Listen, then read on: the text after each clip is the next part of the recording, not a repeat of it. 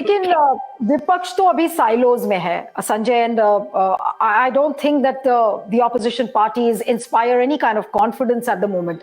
भारत जोड़ो यात्रा उसमें, लेकिन मैं अभी नहीं जाना चाहती हूँ because we are focusing ourselves to the demonetisation verdict today. But the point is कि जब जो उम्मीद हम अदालत से लगाकर बैठे थे कि जो एटलीस्ट उन परिवारों को क्लोजर मिलेगा जिनके खिलाफ अन्याय हुआ था डिमोनेटाइजेशन की प्रक्रिया में, आज अदालत ने उनको निराश किया है।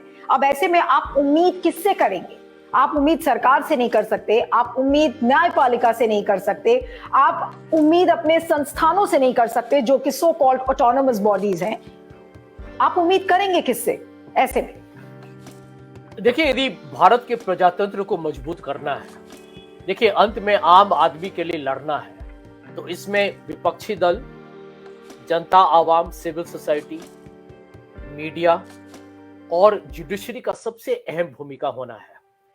मीडिया तो आप लोग एक तरीके से सच्चाई का सामना करती हैं। आप लोग, मैं समझता हूं कि मैं अपने आप को बहुत खुदकिस्मत समझता हूं कि आपके चैनल पर इतनी खुलेआम बात हो रही है, लेकिन मेन स्ट्रीम मीडिया बहुत ही आजकल कॉम्प्रोमाइज्ड है, आप भी जानती हैं। तो यहाँ पर यदि जुडिशरी की आज़ादी बहुत ही, मैं समझता हूं कि एक अहम एक ज़रूरत है आज के वक्त में।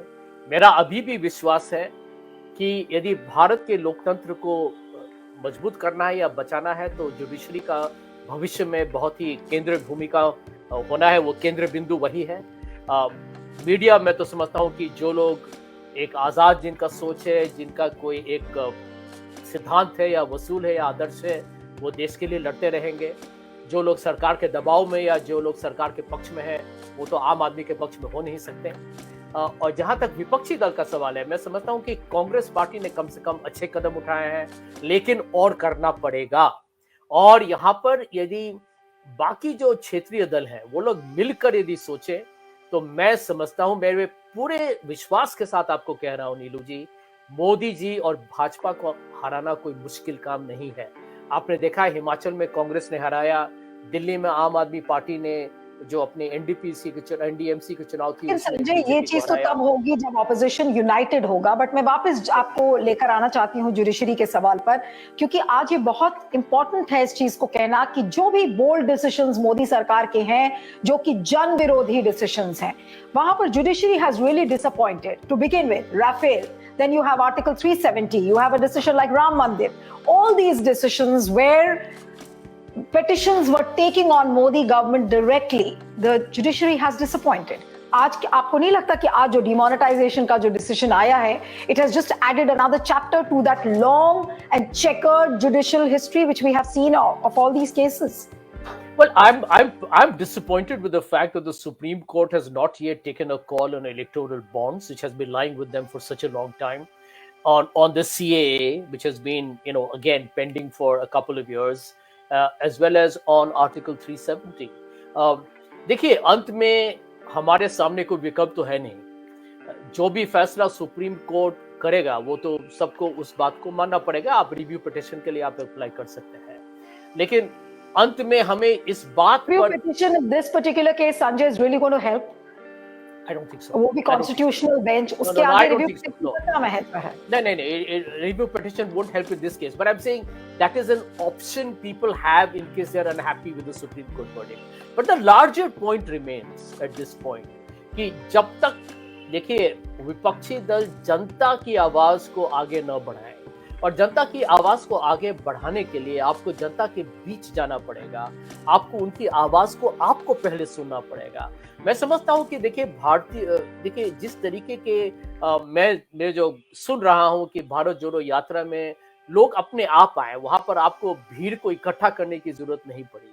तो ये देखिए, लोग, महंगाई हो, बेरोजगारी हो, संस्थाओं की कमजोरी हो, सांप्रदायिक राजनीति हो, आप ढेर सारे जो समस्याएं हैं भारत में, आपने देखा था किसानों ने कैसे आंदोलन किया, अंत में वो सफल हुए ना। तो यहाँ पर भारत में हर प्रजातंत्र में लोग जब आंदोलन करते हैं तो सरकार उनको देशद्रोही नहीं कहती है। यहाँ पर आप जहां भी सरकार की आलोचना कीजिए, कुछ भी समीक्षा कीजिए, चीन को लेके मान लीजिए कि जिस तरीके से राहुल गांधी और कांग्रेस ने चीन पर प्रश्न उठाए हैं सरकार पर, इन्होंने ये कहते हैं कि कांग्रेस देशद्रोही है। इतना इतना बेवकूफ वो एक वाक्य है, कांग्रेस देशद्रोही बनेगा? अरे कांग्रेस ने तो देश को आजाद किया था। तो यहाँ पर आप जैसे कोई प्रश्न उठाते हैं, ये लोग आप ही पर आरोप लगाते हैं। तो प्रजातंत्र भारत का भी मैं समझता हूँ है ही नहीं। हम तो नाम के वास्ते एक प्रजातंत्र है, लेकिन प्रजातंत्र का जीवन कोई नहीं जी रहा है। यहाँ पे सब लोग डरे हुए हैं, व्हाट्सएप पर भी लोग डरे हुए हैं। तो यहाँ पर यदि हम लोग एक तरीके से इस बात को माने कि भारत का प्रजातंत्र मजबूत तभी होगा जब सब लोग जागरूक बने, और मैं समझता हूँ कि सकारात्मक तरीके से, जैसे गांधी जी लड़ते थे, सकारात्मक, एक जो कहते हैं ना अहिंसा, आप वहां पर बैठिए और सरकार को बोलिए कि आप इसका जवाब दीजिए। आपने कहा था, आपने किया क्या? मोदी जी और ने क्या कहा था नोटबंदी को लेके? इतना बड़ा चौड़ा भाषण, चुनाव जीत गए उत्तर प्रदेश में, मर्यादा पर, छवि पर, किया क्या आपने? कुछ भी नहीं।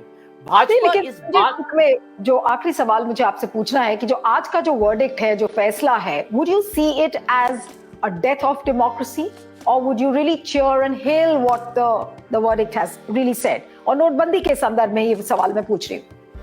Nilu, I will say that because the Supreme Court has categorically stated that they are not commenting on the outcome, the Modi government should be terribly embarrassed, because in a way the Supreme Court is also insinuated that, we are not commenting on whether it worked or it didn't, which is also a message of sorts that it has been a monumental mammoth disaster, which is a fact of life based on hard data.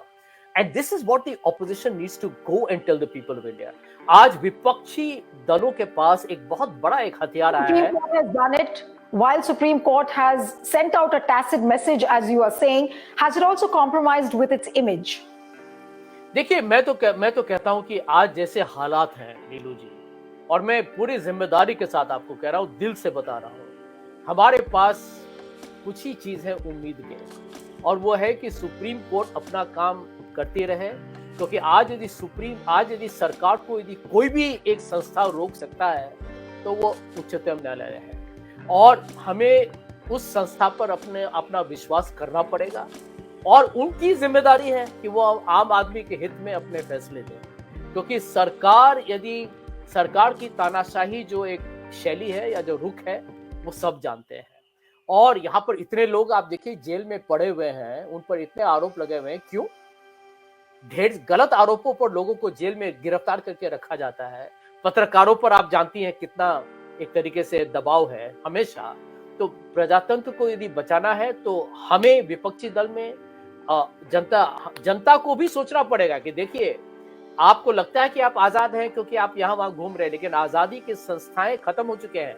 आज यदि income tax, ED और CBI का जमाना है, media चुप है, और यदि एक तरीके से कोई आम आदमी के साथ खड़े होने के लिए तैयार नहीं है, पुलिस आके किसी को भी गिरफ्तार करके रख सकती है, तो ये प्रजातंत्र है क्या?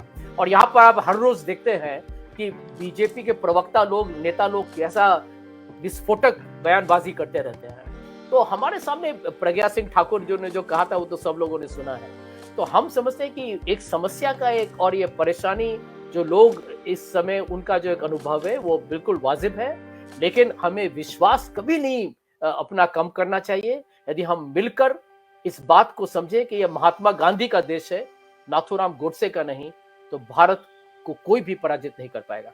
नहीं, लेकिन अब यहाँ पर अंत में मैं यही कहना चाहूंगी कि हमें आज उम्मीदें ऑपोजिशन से भी करनी चाहिए। वो इसलिए क्योंकि जो जस्टिस बीवी नागरत्ना ने डिमोनेटाइजेशन पे बोला है वो बहुत ज्यादा लोकतंत्र के लिए, लोकतंत्र की मजबूती के लिए बहुत महत्वपूर्ण है। और मैं एज अ जर्नलिस्ट ये सोचती हूँ कि अगर आज की ऑपोजिशन पार्टीज, अभी सब अलग अलग साइलोज में है, लेकिन अगर एकजुट होती हैं तो क्या ये ऑपोजिशन पार्टीज सड़क पर जाएंगी?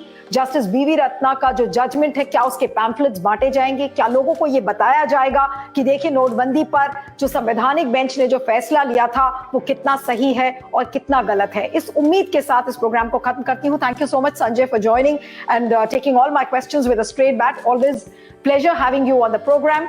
इस वीडियो को ज्यादा से ज्यादा शेयर करिए, लाइक करिए और फीडबैक दीजिएगा। Thank you very much. देश में मुद्दों की कमी नहीं, कमी है तो सिर्फ उन मुद्दों को सही तरह से पेश करने की।